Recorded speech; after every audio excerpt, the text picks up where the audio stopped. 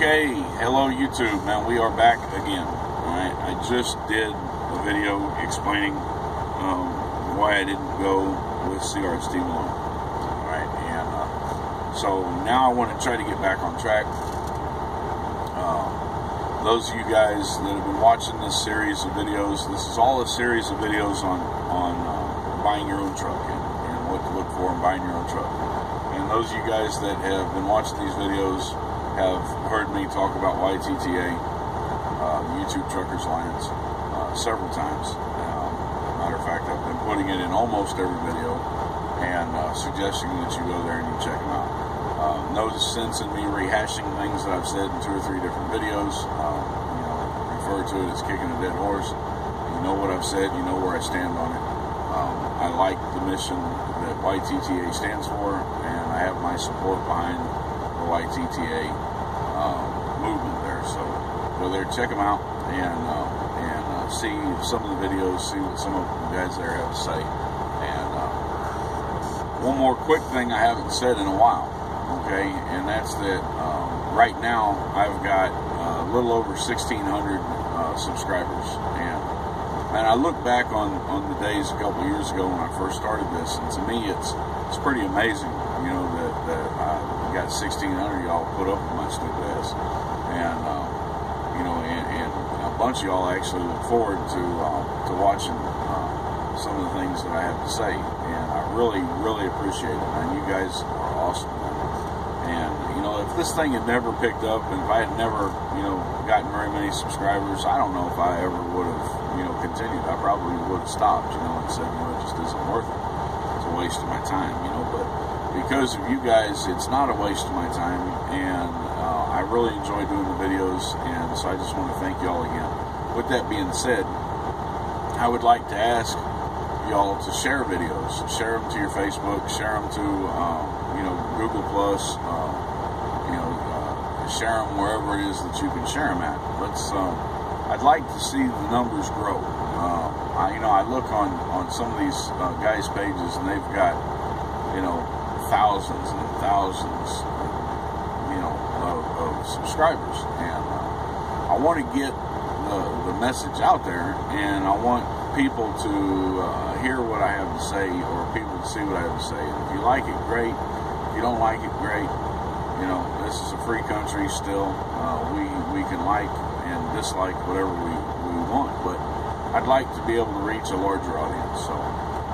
So you know, share, like, subscribe, tell people that you know, and follow me on Facebook. Come see me on Facebook. Fastest way to find me on Facebook is through my email address, which is s.neill@yahoo.com. Okay, that's my email address. With that email address, if you have a question that you either want me to address in a video or that you want me to address at length, then send me an email, and I'll be happy to respond to it. Either I'll respond to it on video, or I'll respond to it on the email. Likewise, on Facebook, you can send me a message through Facebook Messenger, and I'll respond. For those of you that don't friend me on Facebook, and you send me a message on Facebook Messenger, I don't always get those messages. I don't know why. They've updated the stuff, and now you get these message requests notifications where somebody that's not a friend of yours has sent you a message, and they send you a message request. And about every time that I get one of those, and I click on message request, there will be 4 or 5 messages in there that I never even knew were there. So if I'm not responding to your message, okay, it's not because I'm ignoring you. It's because I never got notified that I had the message, because we're not friends on Facebook. Okay, so friend me on Facebook, send me a friend's request, and once I approve the friend's request, send me a message, because once we're friends on Facebook, I'll instantly get the notification. As far as I know, I've never missed one of those. Alright, so with that said, we are talking about buying your truck, okay, and we're talking about some of the things to look for. In the last video, not the last video was kind of an intermission, where I was answering a question that Damon Moore had asked, and probably in a lot more detail than any of y'all give a damn about. But I kind of took an intermission and I answered that video or that question because I felt like it was an important question. It's probably one of the better questions that I've been asked, and I just really felt like it needed attention. But in the video before that, we were talking about some of the things to look for on your truck, and I want to reiterate a couple of things right now. I want to say that when you go to buy your truck, it's obvious that you're going to look the truck over. It's obvious that you're going to do a pre-trip on the truck. You want to make sure the air conditioner works. You want to make sure that all the gauges in the truck work. You want to make sure that that everything will pass the DOT inspection. But what I wanted to impress is that you need to go beyond that. You need to go further than that. Okay, and you need to look at frayed wiring. You need to go through the wiring harness. And you need to find out if anything's broken. You need to or if anything, there's a lot of tape on shit. Those are indicators that your truck has had problems in the past and may still have some electrical issues. One of the things that you can do, at least on an older truck, is you can flip on all your headlights and look at your voltmeter. Okay, and if your voltmeter drops, that's a good indicator that you have a ground short issue. Right? You have a ground problem, and so those are things that you need to look for. Little things like that you may not pay attention to in a company truck because you don't take care of the maintenance on the company truck. But what you need to understand, and this is the most important thing in buying an older truck, is that once you walk off that car lot with that truck, or drive off that car lot with that truck, or truck lot with that truck, the maintenance on that truck is on your back. That's your responsibility. And so if you slack in this step right here, and you don't find everything wrong with that truck, then ultimately you're the one that's going to pay for it. All right, and I know that from experience. All right, because there's so many things that were wrong with my truck that I probably could have found had I done a little bit deeper research or a little bit deeper looking into it. That I could have saved myself some money. Maybe, I don't know. I'm hard-headed. But at least I would have known certain things were wrong. And some of these problems that I had with this truck, they didn't start popping up until I put a load on it. I put a load on it and I started running the truck, on 40, 45,000 pound loads. And all of a sudden, all these problems started popping up, and so these are things that you need to do before you buy the truck. So if you don't make them fix it, then at least you have the knowledge of what's wrong, and you can address those things as it comes along. So you want to look at fuel lines, you want to look at air lines, you want to look at everything on the truck. Start at the nose, get underneath that thing, crawl all the way down and underneath of it, and look for everything, and identify all the problems. Another thing is that there's a website called RigDig. I think it's www.rigdig.com. All right, Rig, R-I-G, Dig, D-I-G, RigDig. And on that page, you can input the VIN number of your truck and pay a nominal fee. It's, I don't know, $8, $13, some shit like that. And they do a VIN number search on your truck. And with that VIN number search, they identify every reported problem that your truck has ever had. If your truck goes into a dealership and gets work done, and then RigDig will pull it up. If your truck has been in an accident, RigDig will pull it up. You want to identify all of those issues with the truck. They're not necessarily deal breakers, but they are negotiating points.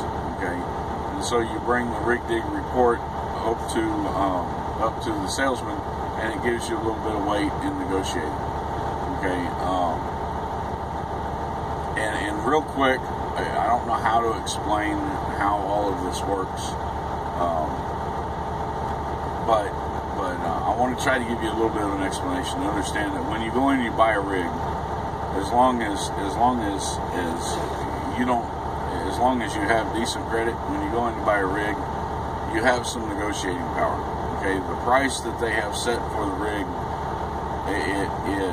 it allows you a little bit of wiggle space. Okay, so they're going to buy a truck at the least amount of money that they can possibly buy a truck for. Okay, and they're going to sell the truck for the maximum amount of money that they can sell the truck for. All right, but here's where these companies make their real profit at. They don't make their profit off of, I mean, they do make profit off of the sale price of the truck itself. That's not where their big profit is. Their big profit is off of the interest rate. So let's say that they're working with a bank, or that they are, for instance, like Best Used Trucks, and he financed me personally. All right, they're going to assign an interest rate to your truck. And I don't know what the interest rate is going to be, because it's going to be dependent upon what the bank decides or what the creditor decides, and it's going to be dependent upon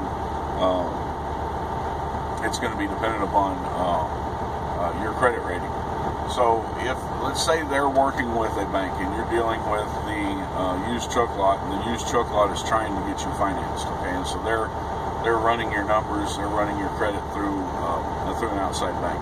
They have a deal set with that bank, so that bank will send them back an approval notice. Okay, if it's not approved, then we don't have anything to talk about. But the bank is going to send them back an approval notice. All right, when they get that approval notice, the bank has set an interest rate, okay, that they're going to finance it for. Again, I'm pulling numbers out of our ass, so don't quote me on the numbers. The numbers are being used as an example and not as an absolute. So let's say the bank sends back a notice and says, we're going to finance this truck, and we'll finance it for say 5% financing, okay, which is fairly high.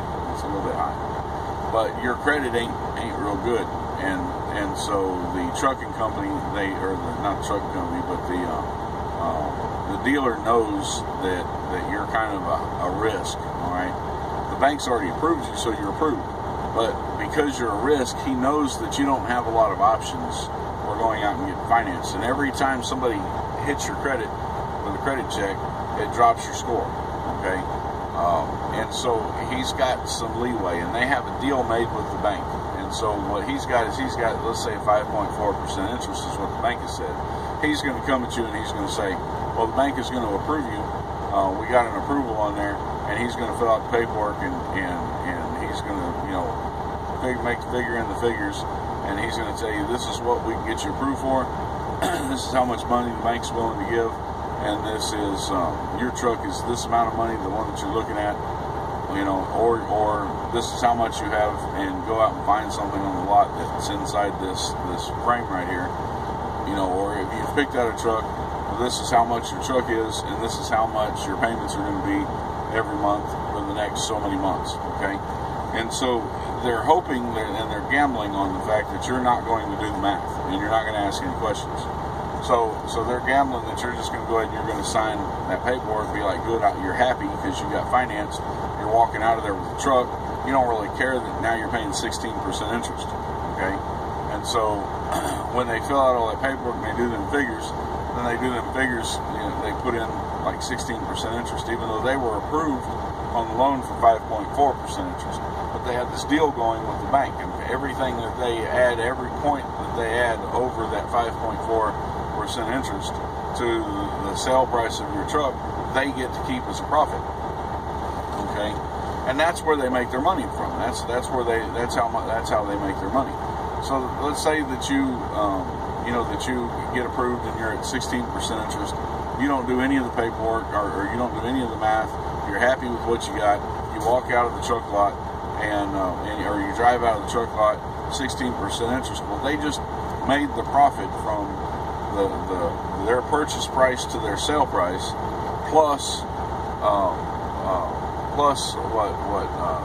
10% interest, or 10.6% interest they got off your truck, and they get all that profit. So you have a little bit of negotiating power in the interest rate.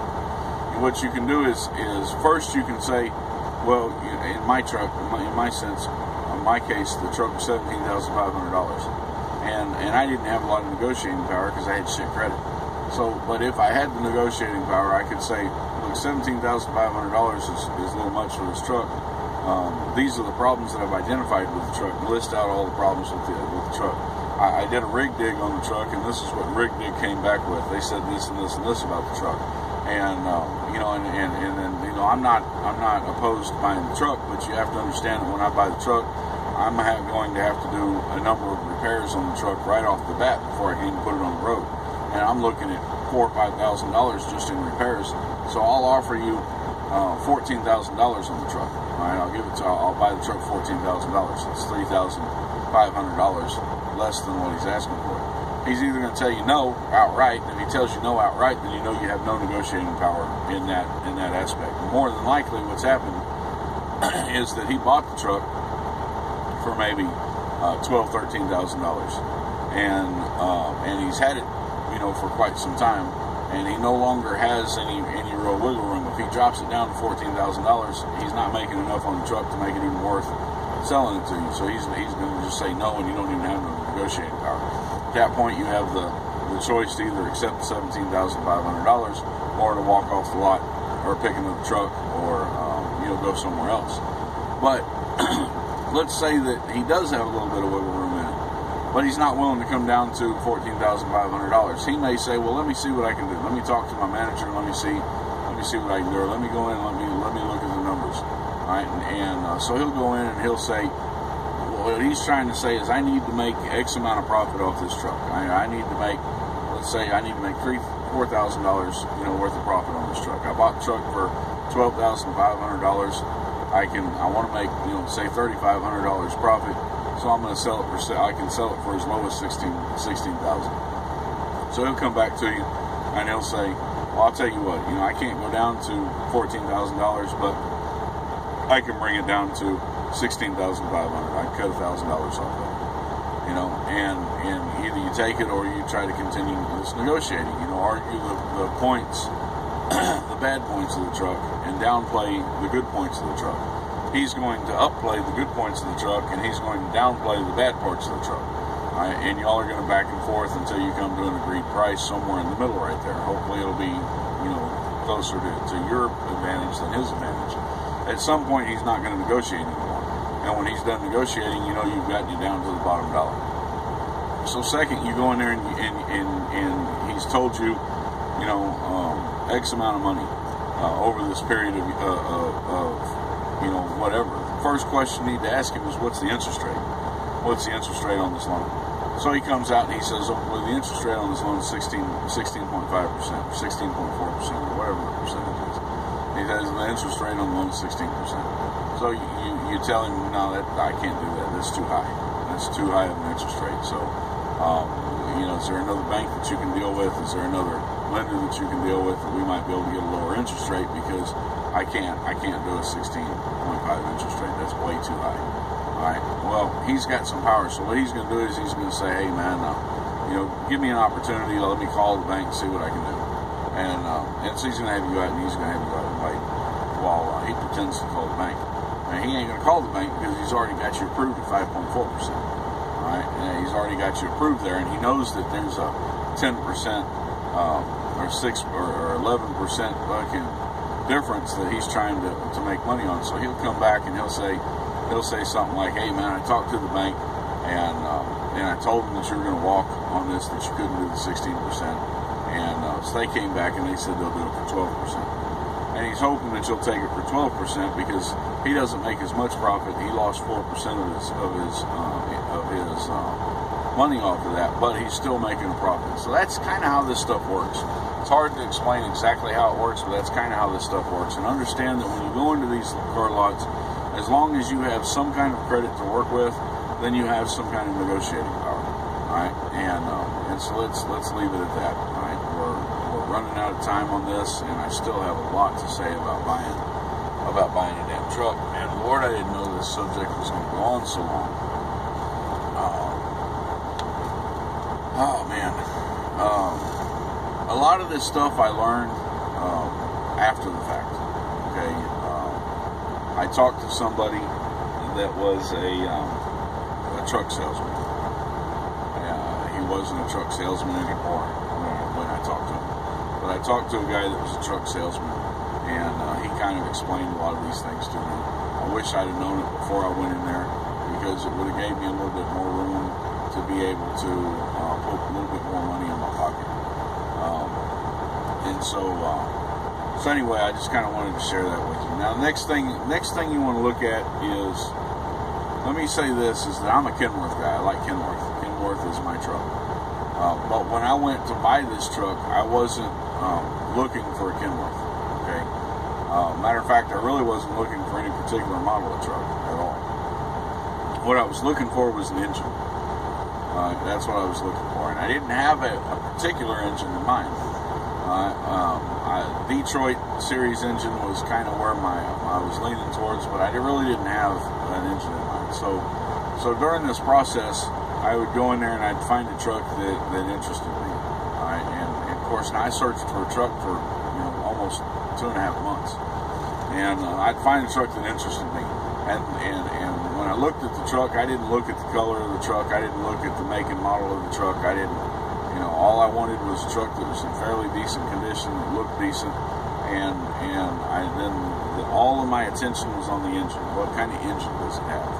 And when I found out what kind of engine it had, I'd spend a day or two researching the engine, trying to find out what the problems are with the engine, what the common issues are with the engine,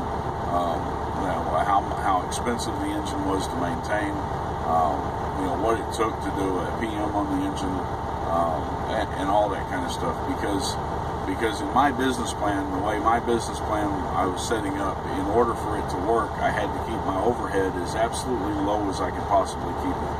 And that means that maintenance costs had to be as low as they could possibly be. And in order for maintenance costs to be as low as they could possibly be, I had to be able to learn to work on the engine myself, right? Without having to be a fucking college graduate, which I'm not. The next thing that I was looking for, or the next thing that I was trying to maintain was the cost of maintaining the truck. Not just the ease of maintaining the truck, but the cost of maintaining the truck. How much is it going to cost for me to get repairs done to this truck? And what I found out was that Caterpillar engines are the most expensive engines to maintain, the most difficult engines to work on, and the most powerful engines out there on the market. All right, they're powerhouses. They're made to pull, and they're made to pull heavy. All right, they suck on fuel mileage. In general, these are all generalities. I mean, you can go in there and you can make modifications. You can get pretty decent fuel mileage out of them with enough work to them. But generally speaking, Cat engines are not known for their fuel mileage. So there's a cost that I have to look at right there. Caterpillar engines are notorious for being very expensive to work on. So there's a cost associated with that right there. Caterpillar engines are also difficult to work on. Again, I have no personal experience with Caterpillar engines, but from what everybody that I talked to and the research that I did, they're difficult to work on. And so you need a little bit more mechanical skill than what I had. So Caterpillar engines kind of got crossed off my list. I didn't want a Caterpillar engine.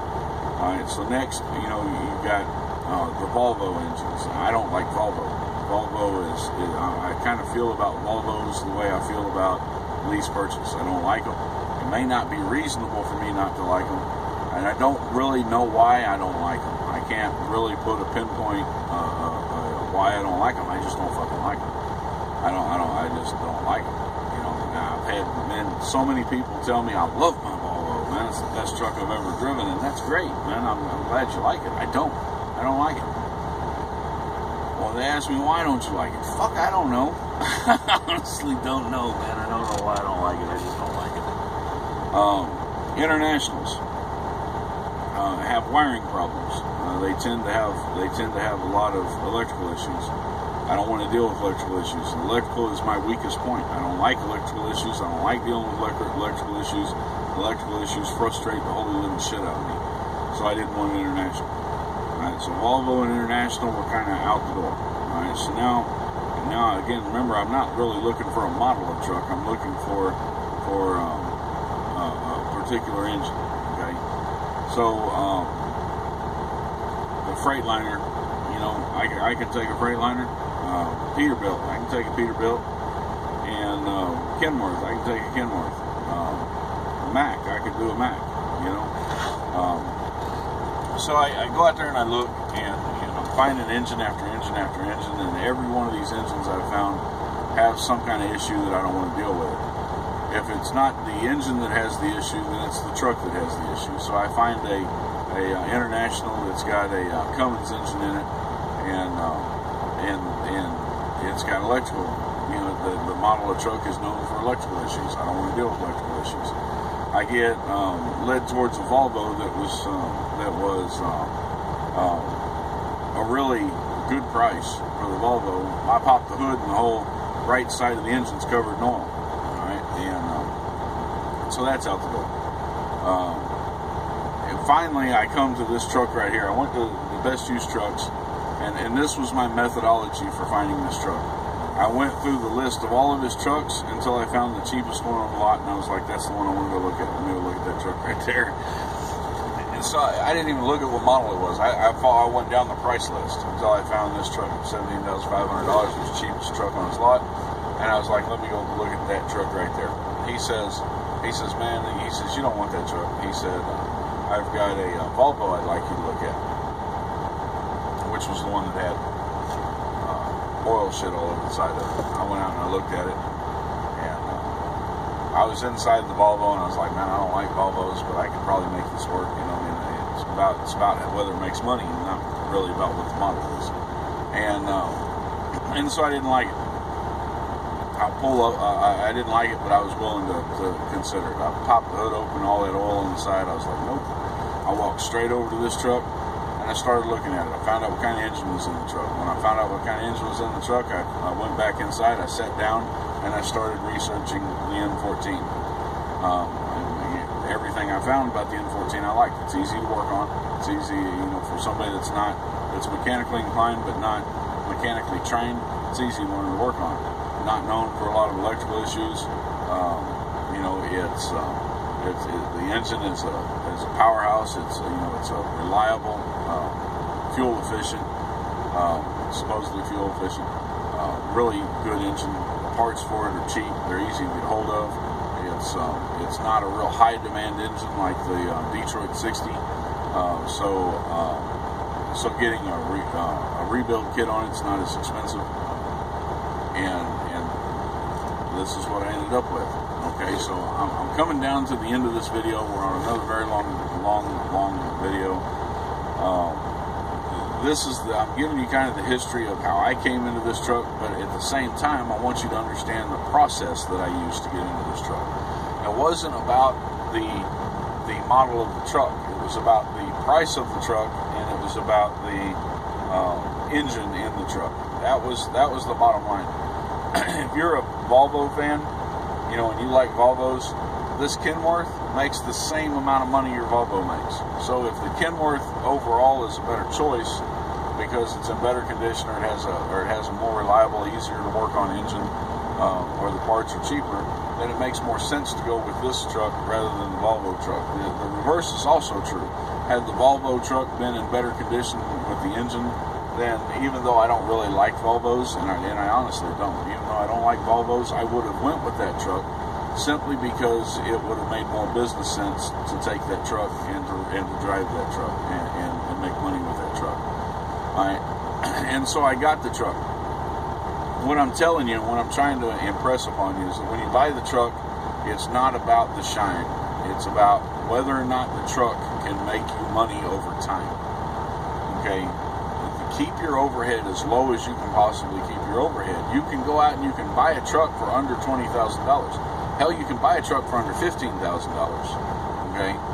But when you do that, what you're accomplishing and what you want to accomplish is keeping your weekly payments as low as possible. But what you're also doing is that you're going to be increasing your maintenance, and that's what we're going to talk about in the next video. Is what happens after you've gotten the truck, the pitfalls that we fall into once we own the truck.